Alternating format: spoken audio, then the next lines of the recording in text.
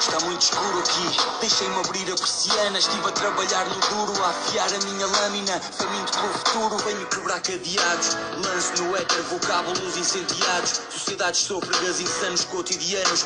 Olá pessoal, sejam todos muito bem-vindos, todas muito bem-vindas. Estamos aqui hoje para mais uma live no Ouse Saber. Hoje o tema é trajetória para aprovação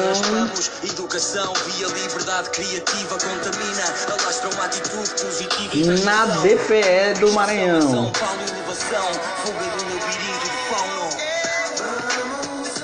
Sejam todos bem-vindos. Vamos já começar a nossa live.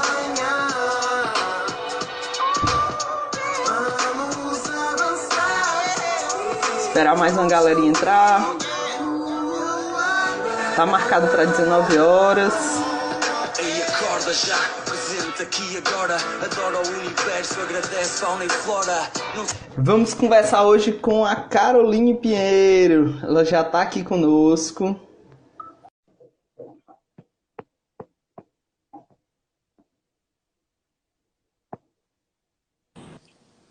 Olá, Carol, tudo bem? Oi, Felipe, tudo bom?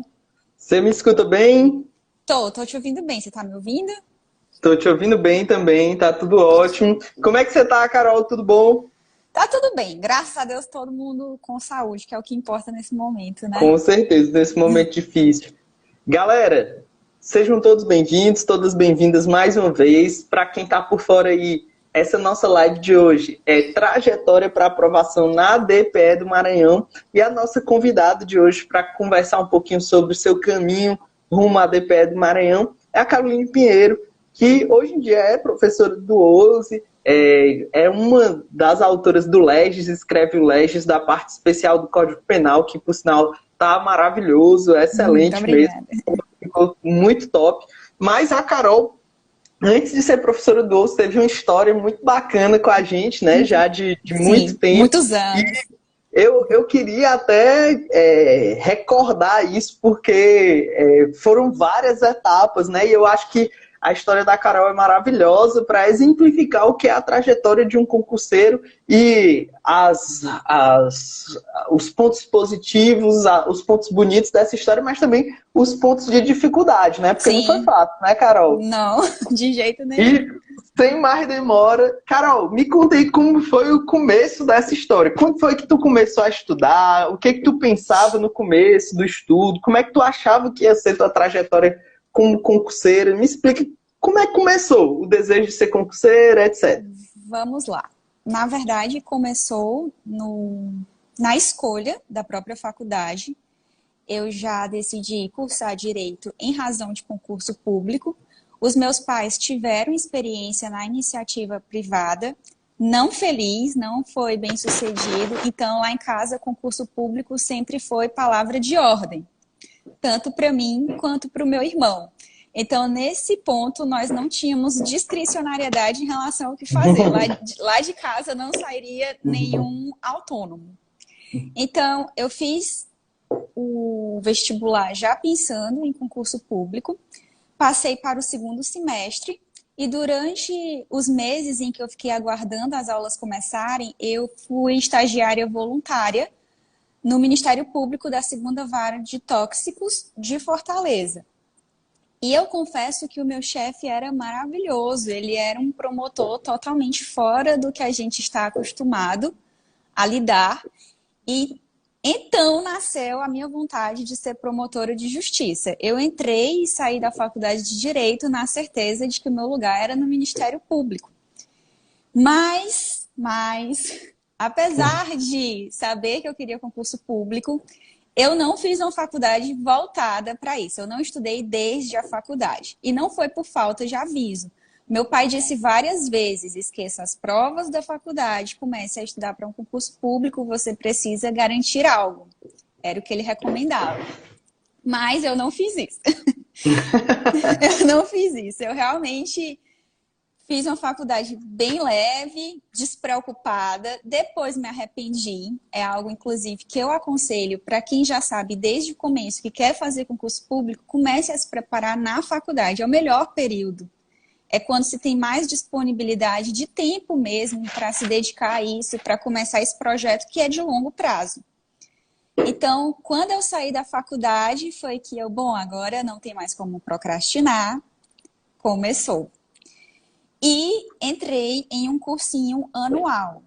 Ele era um curso genérico, não era voltado para carreira nenhuma. Era de videoaula ou era de materiais nessa época aí? De videoaula. Nessa época eu ainda tinha paciência e disciplina para assistir videoaula. Mas era comum, né? É uma coisa muito comum, né? A pessoa assim que se forma começar por videoaulas, né? Sim. Todo mundo que eu conheço, assim que eu saí, eu fiz um curso anual, fiz um curso semestral e eu sempre pergunto, era videoaula ou era de material? O pessoal sempre começa com paciência para assistir videoaula, depois migra para material. Mas beleza, a gente fez esse curso anual. E eram videoaulas presenciais, a gente tinha que estar ali na sala. E em um primeiro momento, Felipe, eu julguei que foi um grande erro eu começar por esse curso. Quando terminou, eu achei que eu tinha perdido muito tempo, que eu já deveria ter começado desde o começo com algo mais direcionado ao estilo do que o OUSE faz. Mas eu preciso rever esse meu posicionamento e reconhecer que eu não fiz uma base boa na faculdade. Não fiz. Por culpa própria também e porque eu tive professores bem aquém do que se exige a um nível de concurso, certo? Eu tenho uma memória Eu vou até afetiva. te dizer, Carol, que eu também fiz curso de videoaula. Assim que eu me formei, eu fiz um telepresencial desse. Era até o LFG na época. Também e fiz. Para mim, para mim foi, na verdade, eu sempre digo que na época foi muito bom. Porque eu também não tinha feito uma faculdade voltada para concurso. Eu também me arrependo de não ter feito a faculdade voltada para concurso, não, porque eu vivi outras coisas na época da faculdade. Mas eu não fiz voltado para concurso e depois eu fiz um LFG da vida, aí tive aula com o Pablo Stoso, com o Didier. Pois é, e foram professores maravilhosos que até hoje eu trago conceitos que aprendi com eles, então eu confesso que assim, eu não achei que foi uma coisa ruim para mim, eu achei que era uma coisa muito boa mesmo. Pronto. Mas também na época não tinham cursos como o OUSE, né, e os congêneres, digamos assim, a concorrência. Não tinha esses parecidos. Mas eu acho que mesmo hoje, se eu tivesse feito a faculdade como eu fiz, eu acho que a minha primeira opção, num primeiro momento, ainda seria um curso de videoaulas, porque, pelo menos, não sei se foi porque para mim foi muito útil, eu gostei. Foi uma coisa que me deu muita base. Não, por isso que eu precisei rever o meu conceito a respeito desse momento da vida, porque quando eu terminei o curso, eu pensei, nossa, eu não deveria ter feito isso, eu perdi muito tempo, eu já deveria ter começado direcionada, eu teria abreviado o caminho.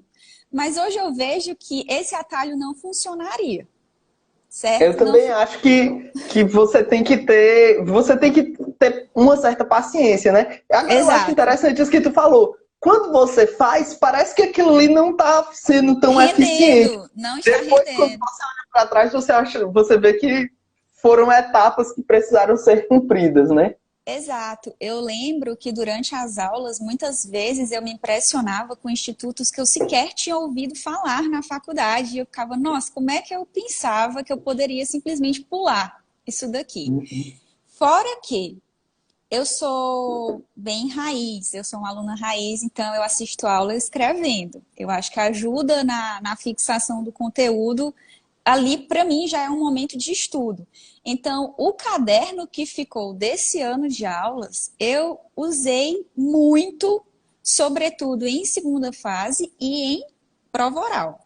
Foi, de fato, sim, imprescindível, é um material que eu trago até hoje. Quando eu fiz o curso, ainda vigorava o CPC antigo, mas o Didier é tão incrível que ele já antecipava doutrina e mesmo raciocínio do novo CPC, e eu lembro as palavras dele de tão didático que ele era. Então, hoje, eu revejo meu posicionamento e eu reputo imprescindível esse momento, pelo menos para mim, que não consegui sair da faculdade com uma base sólida. Estamos diante de um overruling, senhores e senhoras, Sim, né? absolutamente. Absolutamente. E eu achava que a faculdade pelo menos em algum aspecto, ela tinha que lhe preparar, seja para advocacia privada, seja para concurso, seja para academia. E eu saí, Felipe, sem nada, certo? Para lugar nenhum. Para Foi lá da lugar faculdade nenhum. do UFC, né? Pois é, eu tenho uma memória afetiva muito grande da A UFC. faculdade tem um problema. Para mim, eu realmente amo aquele lugar, mas isso não significa que não existam problemas sérios para a faculdade puxar para si e se perguntar o que é que nós queremos dos nossos alunos. A gente quer que eles saiam daqui como? Porque eu não vejo problema nenhum a faculdade ter um projeto acadêmico, desde que ela execute isso direito, que os alunos de fato saiam dali com essa bagagem acadêmica bem sólida, bem construída. Mas enfim, isso é assunto para outros momentos. É verdade. Para outros momentos. E qual foi a minha conclusão pós descobrir que de fato a LFG foi imprescindível para mim? Foi que na verdade eu não soube aproveitar aquele momento como devido. Eu fiquei tão presa ao curso que eu tinha uma sistemática de estudo extremamente falha e fadada ao infinito. Porque eu começava um livro e eu só me dava por vencida depois que eu terminasse aquele livro. E só assim eu começava outra matéria. E você não precisa ser um concurseiro experiente para saber que isso não funciona. Estudava uma matéria de cada vez, resumidamente era isso. Uma matéria de cada vez, e eu não estudava de uma forma objetiva, eu estudava por livros, então isso tomava muito do meu tempo, que já não era tão grande por conta das videoaulas. Isso não estava me fazendo muito bem, eu já não estava lidando bem com o fato de apenas estudar, então eu passei poucos meses de formada só estudando e comecei a trabalhar. Porque embora o meu tempo livre diminuísse, a minha qualidade de estudo aumentou porque eu preciso me sentir produtiva. E, gente, vai de cada um. Eu não estou aqui dizendo que as pessoas precisam trabalhar ou têm que apenas estudar. Eu estou dizendo que concurso público também é um processo de autoconhecimento e que nesse processo eu percebi que eu funcionava melhor trabalhando, certo? Para mim era melhor até no sentido de organizar o meu dia. Eu tinha a hora de estar trabalhando, eu tinha a hora de estar estudando e eu tinha a hora também de não fazer nada, porque eu sempre achei sagrada e eu guardava um pouquinho para mim. Perfeito. Então, o que aconteceu, além dessa questão dos livros? Eu me boicotava no sentido de achar que não fazia sentido estar viajando para fazer prova, porque eu não estava preparada. Durante o curso era porque eu não tinha terminado o curso e eu só iria me sentir segura para viajar quando concluísse. Quando terminou o curso, é porque eu não tinha terminado de ler aquelas 300 obras que eu tinha me determinado. Então, eu dizia, não faz sentido, não vale a pena, é um investimento não apenas financeiro, mas de projeto de vida, e não é o momento. E eu me boicotei por exatos 3 anos. Eu só fazia provas que fossem no Ceará. Tu não viajava para fazer prova por 3 anos? Eu não viajava, Felipe. Eu me achava a pessoa mais sonhava competente desse mundo. Isso aí é loucura grande, viu, meu Deus? Pois é, total. Eu fiz a prova de delegado da Polícia Civil do Ceará, porque eu fiz em casa. Fiquei classificada, mas nunca fui chamada. Fiz a prova para advogado do Exército, se eu não me engano. E só fazer em casa? Em casa. Aí cheguei a fazer prova física do Exército, mas também nunca fui chamada. Até que, de tanto não aparecer resultado, os meus pais começaram a se preocupar, porque se tem alguém que sofre mais que o próprio concurseiro, são os pais, né? E os meus pais tinham aquele raciocínio que eu também acho muito errado, de que provas de analista e de técnico são mais fáceis, têm um nível mais baixo, que é algo que eu jamais vou admitir, que eu acho que todo mundo precisa se desfazer. Segundo concurso de analista. Depois do meu segundo concurso de analista, que eu vi que para passar você tinha que ser quase perfeito, tinha que fechar a prova e tal, eu disse assim, eu não sou essa pessoa, eu não tenho esse perfil aí. Esse negócio de decorar a lei não vai funcionar comigo, esse negócio de ter que ser perfeito não vai funcionar comigo porque eu erro, eu preciso ter uma margem de erro. Uma margem, exatamente. Então eu percebi assim, para mim, pro meu perfil de ser humano, pro meu perfil de gente, era muito mais fácil eu passar para juiz, promotor, defensor, delegado, procurador do que passar para analista ou técnico. E logo eu abandonei concurso de analista e de técnico. Eu acho a maior ilusão dessa ideia de que analista e técnico é mais fácil do que as carreiras jurídicas. Eu acho um grande erro. Para mim, isso sempre esteve muito claro, mas é difícil demais convencer os meus pais. Nesse sentido, eles achavam que era uma escadinha, que eu tinha que primeiro passar para um concurso de técnico analista, para depois eu buscar algo que, no julgamento deles, era mais complexo. Eu explicava, olha, gente, eu vou ter que estudar da mesma forma. Não pensem que quem presta concurso para técnico analista está estudando menos do que eu. Essas pessoas estão se dedicando, elas estão abrindo mão de lazer, de momentos com a família, com os amigos, para estar nisso. Então, eu nem mereço mais do que elas. Eu nem mereço. Eu lembro que chegou ao ponto de meu pai me inscrever para um concurso que eu não lembro o cargo, mas era um cargo administrativo da UFC. Está inscrevendo você nos concursos públicos. Pronto. Saía prova, os Correios vão fazer concurso, meu pai queria me inscrever. Banco do Brasil vai abrir concurso, a minha mãe queria me inscrever. E quando eu dizia que eu não queria fazer a prova, é porque eu era prepotente, porque eu estava pensando lá em cima e eu não tinha humildade. Muitas vezes eu ouvi isso. Então eu fui fazer essa prova do cargo administrativo da UFC mais para mostrar para os meus pais que não era uma vontade minha, era porque eu realmente não tinha condição de passar naquela prova. Felipe tinha uma redação, uma questão dissertativa para fazer e era para encaminhar um pedido. Eu não sabia nem para quem encaminhar esse pedido. Eu fiquei tão desesperada que eu, sem querer, chutei a carteira da frente da minha e tinha parafusado na carteira divisão do patrimônio da UFC. Bom, eu vou mandar para a divisão do patrimônio, porque era para pedir as cadeiras. Para você ter noção do nível de despreparo, de ignorância que eu fui fazer aquela prova. Tinha arquivologia, gente. E eu não sabia, eu não tinha critério para chutar. Imagina, você quer uma carreira jurídica, aí você para de estudar o que cai para a carreira jurídica para estudar, digamos que você pare para estudar, né? Arquivologia, assim, é uma mudança de foco que compromete meses aí de estudo, né? Não, então foi realmente uma fase. Hoje eu vejo que, porque eu me formei no meio de 2013 e eu tomei posse em 2019. Nesses 6 anos de intervalo, eu percebo de forma muito clara, hoje, analisando de fora, que foram 3 anos de plantio para depois serem seguidos de 3 anos de colheita. Porque nesses 3 primeiros anos, eu achava que eu tinha ficado na absoluta apatia, sem resultados, sem avanços, sem nada que eu pudesse mostrar para aquelas pessoas que estavam me acompanhando que eu de fato estava me dedicando, que eu de fato tinha compromisso com o meu projeto profissional naquela época. E hoje eu vi que foi tudo muito necessário, porque era falta de método somada a um boicote pessoal, de não acreditar em mim, de não achar que era hora e de achar que de repente, do dia para a noite, o sininho ia bater e dizer, olha, você está preparada, pode viajar. Isso não chega. Eu percebo muitas pessoas esperando esse momento e esse momento não chega.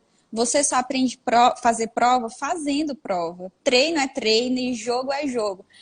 Mas faz pouco tempo que eu me formei. Sim, mas ainda assim é necessário. Existe um crescimento muito grande em você se submeter àquela situação de desconforto.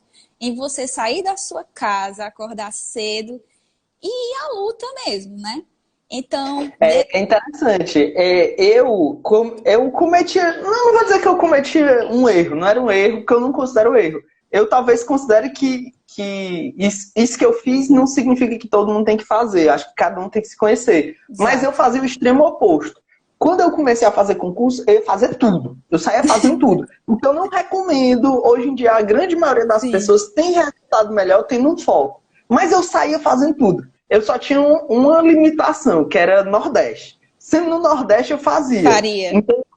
Então, saiu... E eu também não fazia concurso para carreira policial. Mas defensoria, MP, magistratura e procuradorias no Nordeste, o que tivesse eu fazia. Eu não estou recomendando isso para ninguém, porque, como eu disse, eu acho que hoje em dia, eu vendo os alunos, a galera que tem foco em uma carreira, e cada vez mais as carreiras têm exigido um perfil profissional, tem resultados melhores. Mas eu fazia tudo. E isso me ensinou muito, porque assim, como eu tava todo final de semana, às vezes tinha um mês que dos 4 finais de semana, 3 eu tava fazendo prova. Prova de carreira jurídica, difícil, pesado. Pesado, né? E me ensinou muito, assim, porque o que eu errava num final de semana, eu ia aprendendo, obviamente, errava de novo, né? Porque Sim. errar a mesma coisa umas Sim. 3 vezes, até aprender também não é gente, mas ia aprendendo, assim, fazendo, né? Learning doing, aprendendo fazendo. Mas você aprende a fazer prova fazendo prova. É assim que você pega a mão de prova. E eu passei 3 anos para entender isso. E, findo esse período, eu radicalizei. Eu falei, bom, agora eu vou para tudo ou nada, porque de alguma forma chegou uma cobrança pessoal. Eu sempre lidei muito bem com cobrança externa, mas a que eu faço comigo mesma é a mais cruel e implacável de todas. Então eu falei, bom, eu já li todos os livros que eu tinha de ler na faculdade, eu li alguns depois de sair. E, Felipe, a partir de então eu abandonei livros. Não estou recomendando, sei que não é politicamente correto, mas eu abandonei e estabeleci para mim uma estratégia de guerra. Eu já estava um pouco mais cansada por conta do trabalho mesmo, então eu comecei com... Você estava trabalhando em quê nessa época? Eu advogava. Advogada. Foi. Pouco depois de terminar a faculdade, eu comecei a advogar. Então, gente, eu passei a um tripé, e esse tripé me direcionou pelos 3 anos seguintes, que foi questão, letra de lei e jurisprudência. Em relação à doutrina. Em relação à doutrina, eu confiei no que eu já tinha lido. Foi uma aposta. Mas o tripé precisava. Foram questões, que mais? Lei e jurisprudência. Certo, beleza. Foi o que eu comecei a fazer porque eu queria avançar daquele ponto que eu tinha parado, que na minha cabeça eu não tinha avançado, mas era uma preparação. Nesses 3 primeiros anos, tu tinha trabalhado bem a lei? Tu estudava bem a lei nesses 3 primeiros anos? Não li a lei nesses 3 primeiros anos. E como foi que eu percebi? Questão. Começou a fazer questão, certo? O diagnóstico veio a partir de questão. Foi quando eu vi onde é que eu estava mais errando. E eu falei, eu vou atrás disso daqui. Eu vou atrás desse problema e agora vai ser estudo de guerra. E o que é que aconteceu? Quando eu precisava de alguma complementação jurisprudencial, eu tinha essa ausência suprida pelo próprio OUSE, porque havia os comentários das questões. Então eu falei, eu preciso confiar no que eu fiz e eu preciso confiar nos profissionais que estão ao meu lado. E aí foi que começou a fase da colheita. Eu não acreditava. Eu não acreditava. Eu fui fazer a prova da Defensoria da Bahia sob pressão de uma amiga, Daniela. Ela falou, você vai fazer. E eu dizia, não, mas não faz sentido eu viajar. Eu tinha viajado uma vez, antes disso, para fazer a prova da Defensoria do Rio Grande do Norte. Mas não tinha me dedicado para a prova, eu não sei o que estava acontecendo, eu não me dediquei, não passei. Então eu falei para ela, não faz sentido eu viajar. Ela falou, você vai e você vai. E eu fui. Quando saiu o resultado da primeira fase, eu não acreditei de jeito nenhum. Na verdade, foi uma amiga que mora lá, que é analista do Tribunal de Justiça de lá, uma amiga irmã, que me ligou para dar a notícia. E, Felipe, eu fiquei sem acreditar naquilo. Era tanta adrenalina que eu não sabia nem como comemorar minha primeira aprovação em primeira fase. Eu não sabia. Quando tu passou essa prova da DPE da Bahia, já tinha organizado os estudos para trabalhar questões, lei e jurisprudência há quanto tempo? Felipe, eu não sei precisar, porque se eu não me engano, tá, gente? Eu não lembro ao certo. Se eu não me engano, a primeira fase foi no 2º semestre. Então, já fazia no mínimo 6 meses que eu tinha radicalizado o meu método de preparação. De abolir livro. Com mais ou menos 6 meses dessa reorganização que tu fez dos teus estudos, focando mais em questões, letras da lei e jurisprudência, tu passou na tua primeira fase. Mas, obviamente, tem que considerar esses 3 anos de estudo aí, que teve seus percalços, teve isso, digamos assim, se enganou de algumas formas, né? Se boicotou de outras, mas obviamente que isso aí não é uma coisa perdida, né? Obviamente que essa livros aí, não é perdida. Obviamente que fica uma base ali que te ajudou a ter mais facilidade nesse momento das questões, lei e jurisprudência. É mais ou menos essa história de aprovação na primeira fase. Tu conheceu o Ouse quando nessa história? Foi na primeira fase da Bahia. Foi quando eu falei, eu vou confiar. Eu vou confiar no Ouse. Se tiver alguma complementação doutrinária, eu vou encontrar no próprio material, nas rodadas, e vou confiar no que eu já estudei, porque eu precisava, pela primeira vez, acreditar que eu tinha feito algo de consistente em relação aos meus estudos. E foi isso que aconteceu. Essa primeira aprovação foi no corte, como já era de se esperar, passei no corte, e começou uma corrida contra o tempo. Eu costumo dizer que entre a primeira e a segunda fase vira uma ampulheta, e essa ampulheta tem uma velocidade absurda. Não dá tempo de fazer muita coisa. É muito rápido. E havia sociologia e filosofia na segunda fase, que eram obstáculos. Ai, meu Deus. Eu lembro que me assustava demais, demais, Felipe. Eu acho que eu dormia abraçada nos seus resumos, de tanto medo que eu tinha dessas provas.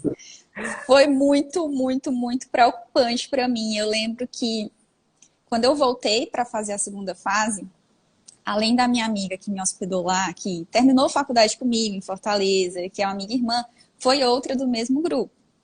E elas foram assim, braços, pernas, coração, porque no dia da prova eu já acordei chorando, desesperada, me perguntando o que viria na prova de sociologia, o que viria na prova de filosofia. Eu não iria saber responder, eu estava muito tensa e eu acho que Deus manda anjos no caminho.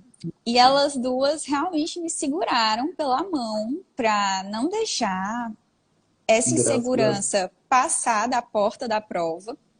E eu consegui concluir. Fosse o que fosse, qualquer que fosse o resultado, eu tinha que chegar bem. E, gente, quando é para ser, nada tira. Porque o que você imaginar, Felipe, que eu pudesse ter feito de errado nessas provas da segunda fase da Bahia, que foram as primeiras, eu fiz. O primeiro dia foi a prova, a peça foi de civil processo civil. Eu confundi o rascunho com a folha definitiva. E eu fiz o cálculo do prazo na folha definitiva. E você imagina, né? Dias úteis em dobro. Quando eu percebi isso, eu fiquei, o que eu vou fazer? Eu vou ter que direcionar a vista do examinador para o começo certo da minha questão. Eu já tinha perdido no mínimo umas 20 linhas. Eu não sei o que foi. Foi um negócio horrível que eu fiz e todo mundo sabe que linha vale ouro. Você não quer perder uma, quanto mais 15, 20 linhas, né? Então eu saí riscando, sabendo que podia contar como rasura, mas para pelo menos direcionar a vista dele para o que de fato era a minha resposta, e ele já não começar a ler de má vontade. E no segundo dia, a maior fundamentação da peça era o decreto de indulto recém-expedido, e eu me esqueci de imprimir. E teve quem me dissesse, se você esqueceu o decreto, que foi que você argumentou na peça? Eu não tinha o que argumentar. E, assim, tudo isso poderia ter me feito desistir no meio da prova, ou eu ter jogado a toalha mesmo, porque esqueci o decreto, já rasurei boa parte da peça de processo civil, então vou deixar para lá. Mas não, eu tinha realmente me determinado que eu ia lutar por aquilo ali até o fim, que era realmente um obstáculo pessoal e que eu ia atrás. E deu tudo certo, gente. Algumas pessoas estavam com o decreto de indulto nas mãos e não conseguiram o resultado. Eu não estava. E vai muito de você não se entregar, de você ir atrás do que você está buscando e confiar. Poxa, eu estudei, eu não cheguei aqui gratuitamente, eu vou atrás disso. E quando eu vi panóptico na prova de filosofia, Felipe, eu te mandei um salve à distância. Muito obrigada. A gente trabalhou muito essa história de panóptico. Muito. Eu não sei se vocês sabem, na verdade vocês não têm como saber, mas o meu marido não é da área do direito e ele me escutou ouvindo várias aulas do Felipe em relação a Foucault, e o meu marido aprendeu Foucault. Prova de que ele aprendeu é que ele sabe até hoje, ele fala em corpos dóceis e úteis, em controle por meio de simbologias. Então, daí você tira como de fato foi didático, né? E Perfeito, perfeito. Deu tudo certo. Um bastidor, né? Um bastidor. Eu acho que foi, inclusive, convidando para essa live. Eu mandei um áudio para Carol. Carol, tudo bem? Aí, se eu não me engano, ela foi responder o áudio e ele falou lá do outro lado. Essa voz é do Felipe e tal. Ele reconheceu. Seja, aprendeu, assistiu aula mesmo. Aprendeu mesmo. Até. Ele se dedicou. E pronto, e eu realmente não estava esperando também a segunda fase, por todos esses motivos que eu já falei, até que essa mesma amiga, que foi que me recebeu, que é o meu anjinho da vida, me ligou dizendo que tinha dado certo. Felipe, aí eu não fiquei só feliz, eu chorei, tá? Eu realmente chorei emocionada, porque tinha sido, para mim, muito difícil. Filosofia e sociologia me tiraram totalmente da minha zona de conforto. E eu falei, bom, eu vou para essa oral um pouco mais tranquila. Vou dar o meu máximo, seja o que Deus quiser. E, gente, quando eu cheguei na banca que eu julgava ser a melhor, me fugiu à cabeça algo bem básico. O examinador perguntou quais eram os requisitos para o reconhecimento do tráfico privilegiado. São 4, eu me lembrava de 2, e ele começou a sinalizar, são 4, você já me deu 2. E quanto mais ele sinalizava, mais o branco se consolidava na minha cabeça. E aquilo me angustiou, porque era algo que eu sabia e que na hora da prova simplesmente fugiu. E acreditem vocês, na minha prova do Maranhão, que foi a última e a que eu hoje estou nomeada, ele começou por essa pergunta. Então, de alguma forma, eu pude lavar a alma. Ainda tem isso, eu não sabia desse.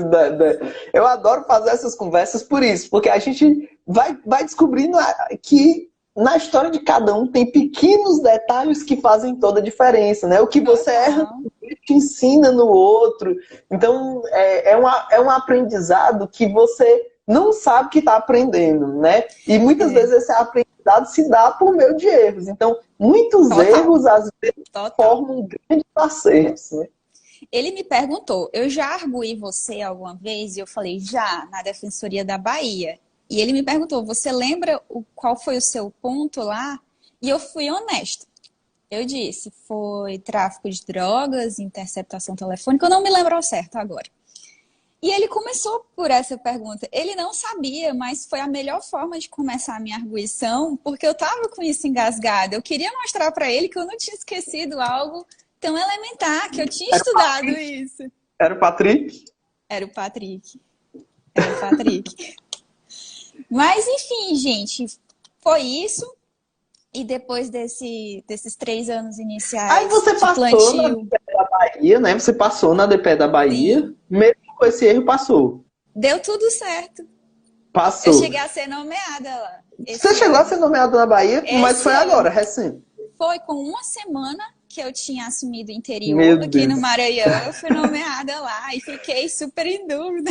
Eu acho que eu te conheci, assim, pessoalmente nessa preparação para a prova oral da DP da Bahia, não foi? Que foi quando a gente fez curso de prova oral.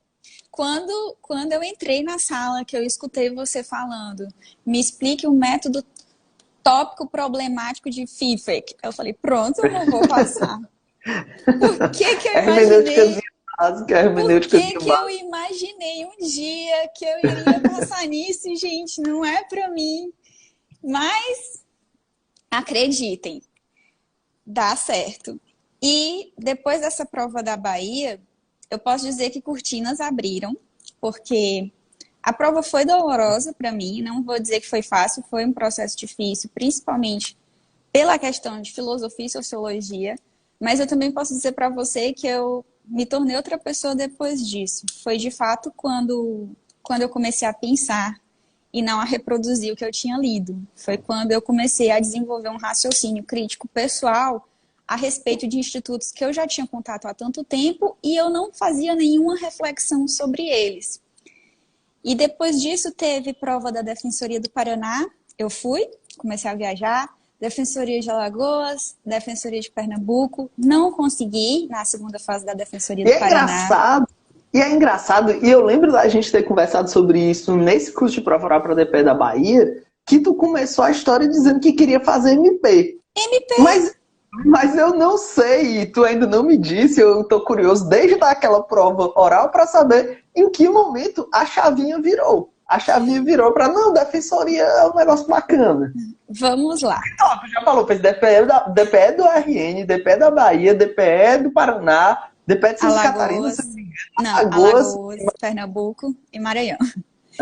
Então, o que aconteceu? Eu já sabia que magistratura não era o meu caminho. Eu sou bem Paulo Freire no sentido de que toda neutralidade afirmada é uma opção escondida.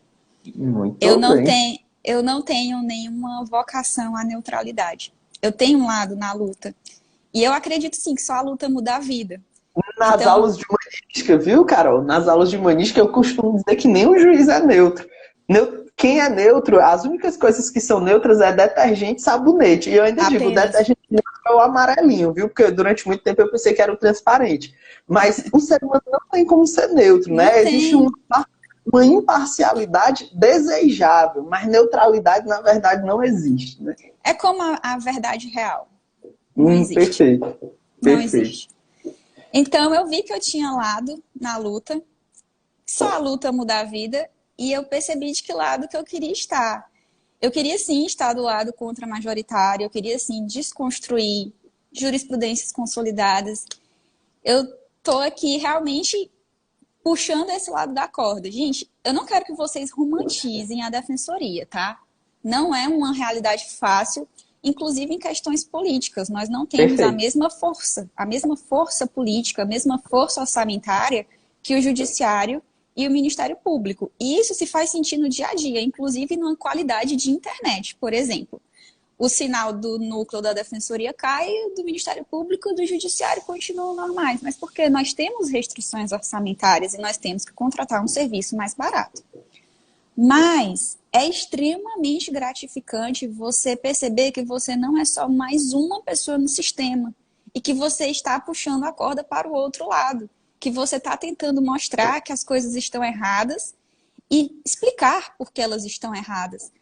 Que aí entra a questão da sociologia e da filosofia na minha vida. Foi o caminho para eu enxergar isso. Não foi o Felipe que pegou na minha mão e falou, é assim, assim, assim. O Felipe me ajudou nesse processo de entender, de enxergar e de construir uma opinião crítica, mas minha, a respeito daquilo ali.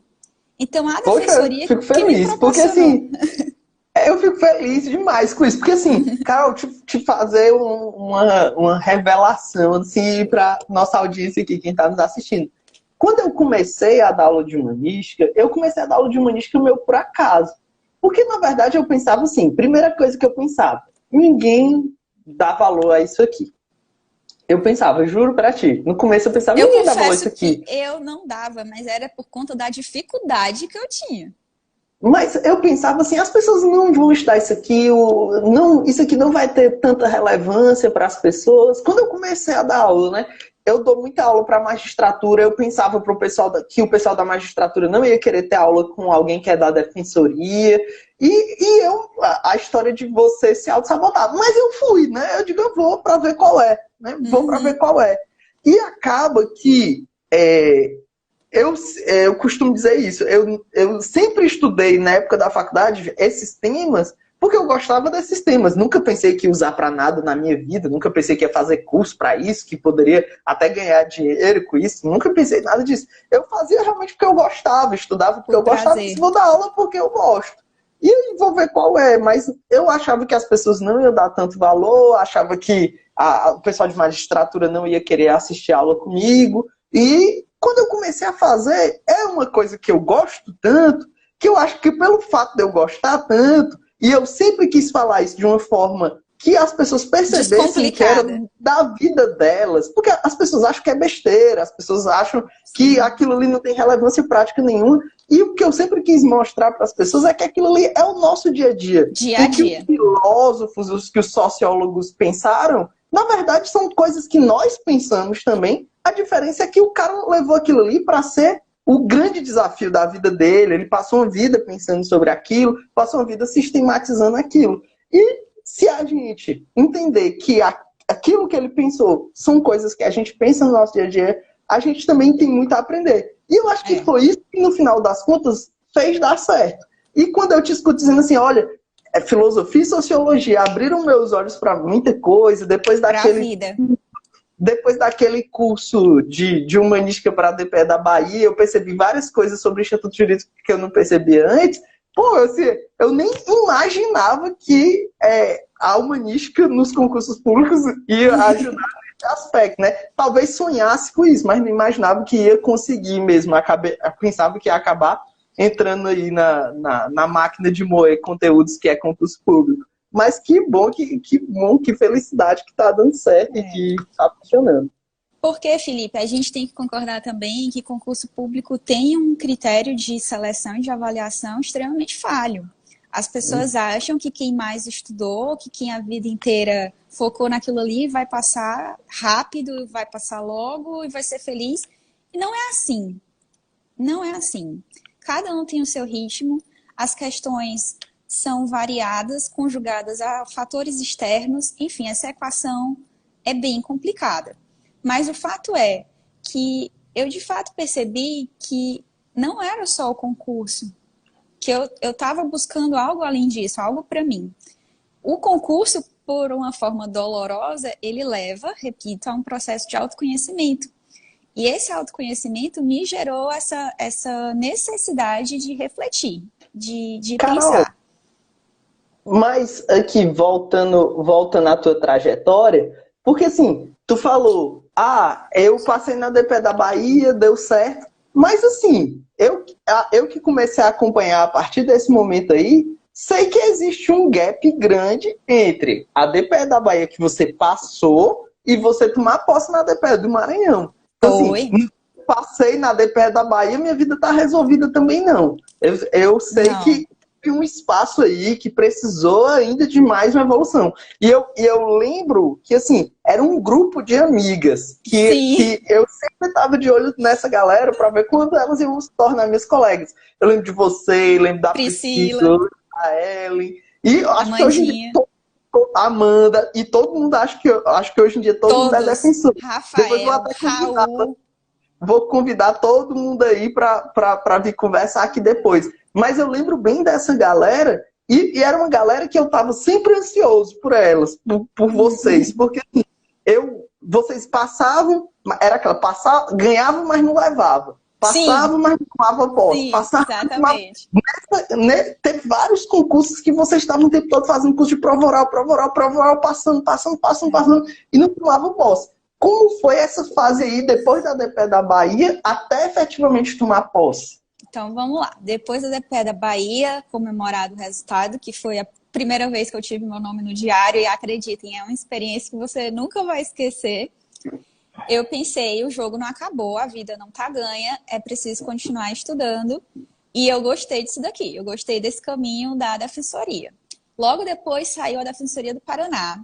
Eu fui, mais uma vez, passei bem pertinho do corte, e eu passei porque muitas questões foram anuladas, diga-se de passagem. Não foi com folga, com certeza, eu soube assim já nas últimas mesmo que iria dar certo a segunda fase.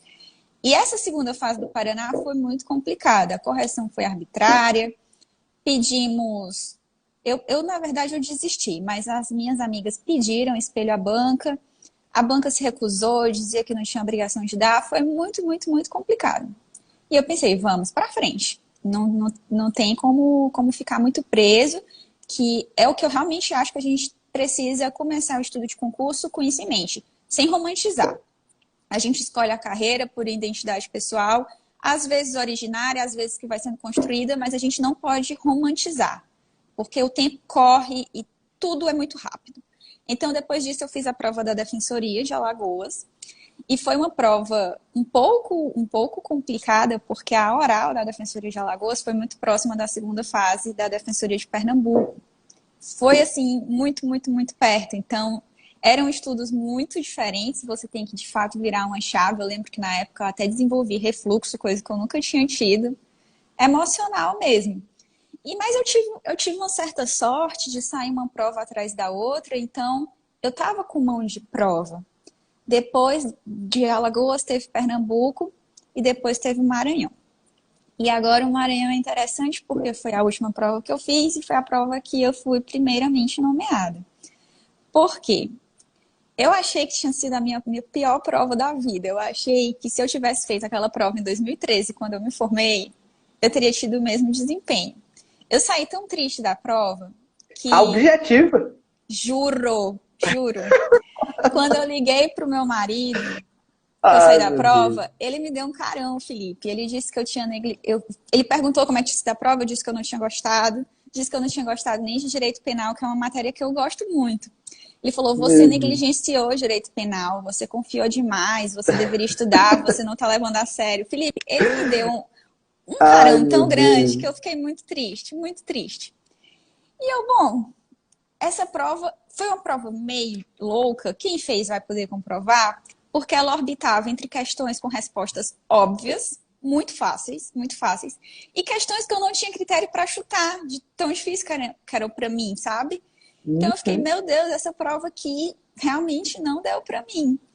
E eu sou bem desligada em relação à data de resultado. Eu sou muito desligada. Geralmente alguém me avisa. E aí eu vi vários recadinhos nos grupos dos amigos e eu acho que foi a Priscila que me ligou para contar que eu tinha passado em primeiro lugar. Eu não acreditei. Em resumo, eu não acreditei. Rapaz, tava afiado, viu, o radar aí, porque achou que tinha sido a pior prova. Tirou o primeiro lugar, viu? Você tava bem de conteúdo, mas de radar tava um fracasso de radar aí, viu? Não, foi algo tão assim, eu tinha tanta certeza que eu tinha me dado mal, que quando eu conferi o gabarito, eu pensei, eu contei errado.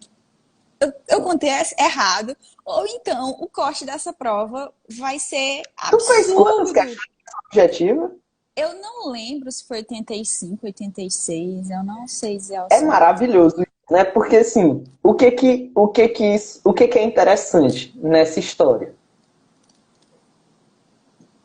Você foi primeiro lugar numa prova objetiva das mais concorridas, porque DPE do Maranhão é muito concorrido. Para quem não acompanha, assim, é uma carreira equiparada com a magistratura, com o MP, acho que das defensorias é uma das que melhor remunera.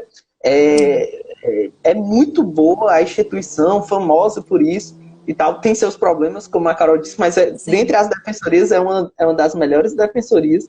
E assim, tu tinha feito várias provas antes e tu tava no corte. Né? Tava no corte, eu nunca passei folgado, gente. A Carol se transformou numa pessoa genial, assim, ou não.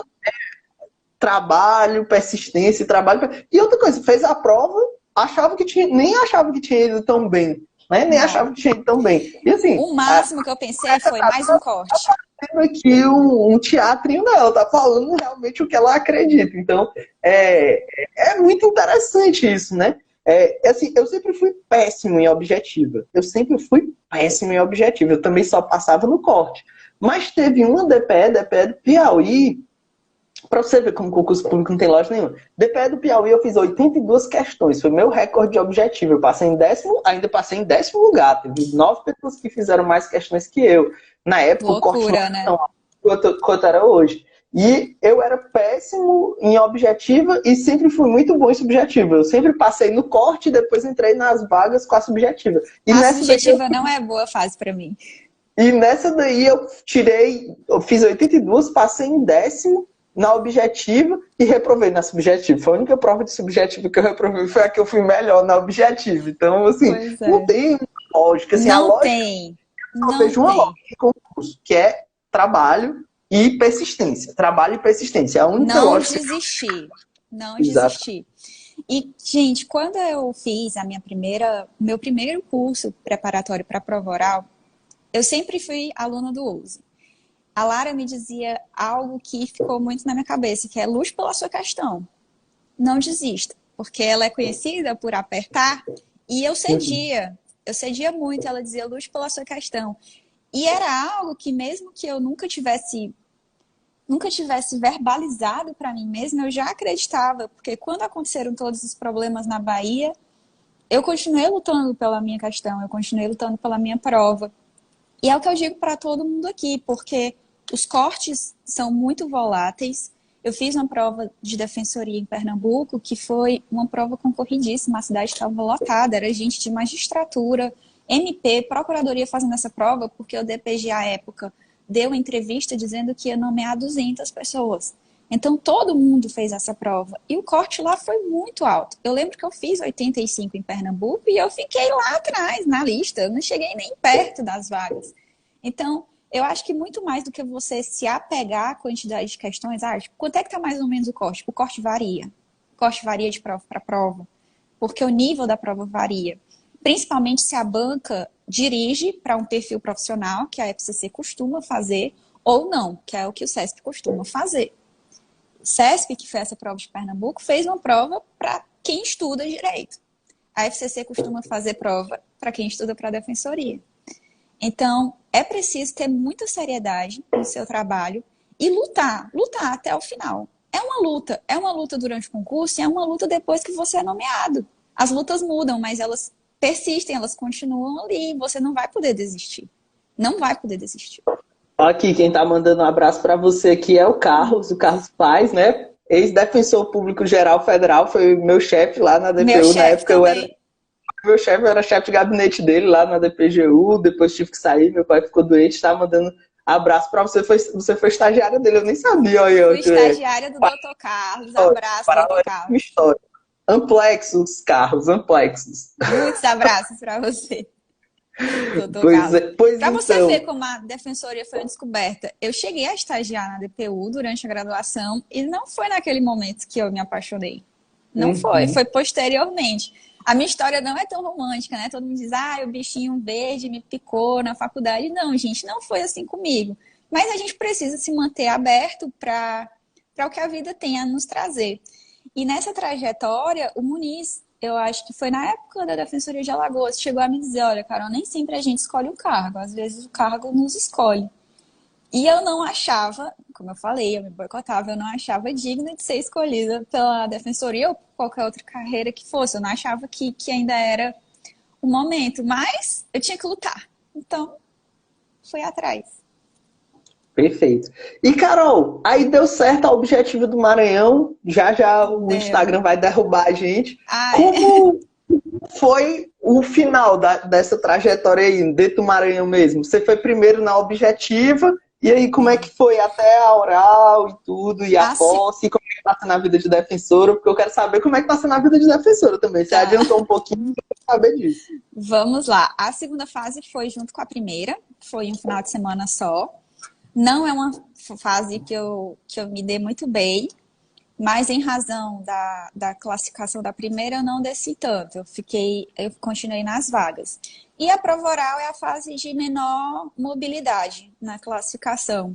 Então, foi mais um trabalho meu comigo mesma para não deixar o emocional, nesse momento, contar mais alto, né? Sempre tem um componente emocional na prova oral, mas ele não pode ultrapassar aquilo que é o tolerável. Eu lembro que eu gosto muito de futebol. E eu lembro que a época estava no contexto do jogo do Barça com o Liverpool. O Barça saiu muito na frente e foi eliminado no jogo de volta, né? Eu estava um pouco apreensiva com a prova oral e eu cheguei a dizer, nossa, eu tô com muito medo de fazer o que o Barça fez, de estar no jogo, de estar classificada e de repente cair. Porque, gente, eu já estava muito cansada de expectativa de direito. Eu queria realmente o direito subjetivo à nomeação. Era a minha chance, eu tinha que agarrar, não deixar escapar de jeito nenhum.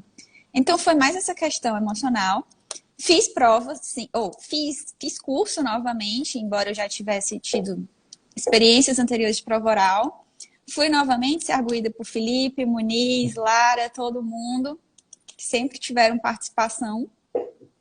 E aí, pouco tempo depois, foi uma nomeação rápida. Não estava esperando, mais uma vez. Os amigos me mandaram mensagem e aí foi assim que eu soube. Foi um momento assim, muito feliz, mas que na hora não teve tanta comemoração, porque o prazo era curtinho para providenciar todos os exames, todas as documentações.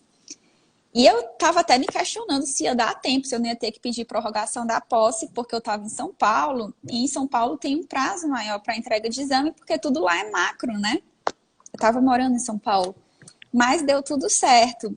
E no dia da posse, a cada membro da mesa que falava, eles ressaltavam a importância de mulheres ocuparem espaços de poder, porque eu era a única mulher da minha turma. Eu estava muito feliz. Mas quando eu olhei para os meus pais e eu vi que o sorriso deles não cabia na sala por eu ser a única mulher, por estar todo mundo ressaltando isso e dizendo, olha, isso é mérito dos pais, parabéns aos pais. Os meus pais não cabiam na sala, então eu pensei, bom, se Legal. a vida acabar agora, eu tô satisfeita por ter proporcionado isso para eles, porque eles não se cabiam, Felipe. Eles não se cabiam. Legal. Não Muito se bom, cabiam. né? É engraçado isso, né? Eu até postei essa semana aí um vídeo de uma festa muito louca e botei que era a galera comemorando a Eu vi. posse, né? Comemorando a posse aí e tal. Teve até umas polêmicas lá, os haters apareceram, o pessoal expulsou os haters e tal. E eu fiquei pensando aqui, né? Até parece que eu fiz uma festa de posse dessa, né? Todos os concursos que eu Não passei, eu não fiz fiz. festa nenhuma. Mas a minha festa sempre foi essa alegria dos meus pais, né? Quando os pais da gente Nada ficam paga. felizes, meu Deus, é assim, Nada tanto paga. sacrifício que eles fizeram, né? Tanta Passa um abnegação ao filme. longo da vida, né? Eu sempre digo, né? Eu era o pessoal, de vez em quando, um aluno diz, professor, mas você é muito inteligente, não sei o que. Eu fico pensando, meu Deus, coitado, não sabe o que a minha mãe sofreu. Né? Meu pai disse que quando eu era pequenininho fazia ditado comigo, eu escrevia a palavra você de 4 formas diferentes, né? Num ditado. Você, a palavra Comigo o você. problema era a tabuada. Meus pais ficavam extremamente angustiados porque eu não aprendi a tabuada. Não E aprendi. os É meus pais impressionante. sempre trabalharam muito, eram super trabalhadores. Minha mãe sempre teve 2 empregos e tal. E professora, assistente social. Então, os trabalhos, assim, Minha bem, mãe. bem, puxavam muito. E chegava em casa ainda ensinar a tarefa e tudo. Então, realmente, ver a É. felicidade dos pais nesse momento, acho que é uma Felipe, foi o coisa mais muito. gratificante. Foi o mais gratificante. E eles, quando chegavam, por eu ser a única mulher, as pessoas já chegavam me chamando pelo nome. Você é a Caroline, né? Falei, sou a Caroline. São seus pais? Olha, parabéns, parabéns pela É, nomeação da sua filha. Então, eu olhava para eles, eu estava feliz, mas eles estavam muito mais. É muito mágico, sabe? É muito mágico. Você vê os seus pais orgulhosos, orgulhosos de você. E aí, depois disso, isso foi em novembro. A nomeação foi em novembro, a posse foi em novembro, na verdade. Eu passei o resto do ano em São Luís mesmo, como substituta na capital. Foi uma fase maravilhosa. Eu fiquei em núcleos excelentes. Eu fui para o núcleo de defesa da mulher, que eu amo, particularmente amo. E massa. depois fui para o núcleo de defesa do consumidor, que também é uma matéria deliciosa. E aí a vida real começou esse ano no interior. Não vou mentir, tive um choque. Não, mais uma vez, não vou romantizar. Tive um choque, sobretudo estrutural, e com uma semana, parece uma coisa, né? Com uma semana que eu tava aqui, eu fui nomeada na Bahia, eu lembro que eu tava na rodoviária, esperando o ônibus que tava super atrasado para vir para São Luís. Quando saiu a notícia, eu fiquei, nossa, e agora? E decidi ficar aqui. Você tem certeza? Eu repito que a gente tem que estar aberto ao que a vida pode nos trazer de outras oportunidades e de outras portas. Mas no momento eu estou satisfeita, eu gosto muito do meu trabalho, eu gosto muito do que eu faço, eu estou feliz. Que coisa boa, Carol. A pergunta que eu ia fazer era justamente essa: se valeu a pena tudo isso, se, Tudo. se tá valendo a pena tudo isso, mesmo com todas as dificuldades. Eu imagino que o interior do Sim. Maranhão não seja fácil. Isso não é nenhum preconceito. A gente sabe, existem dados para a gente saber que o IDH do Maranhão é um IDH muito preocupante, tem melhorado, muitas coisas têm melhorado.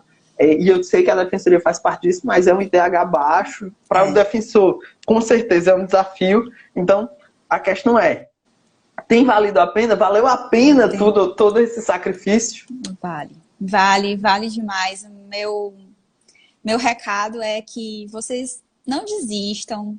As dificuldades são inevitáveis, a gente não tem como escapar disso, não tem como escapar de certas frustrações durante os estudos, mas essas frustrações também existem durante o exercício.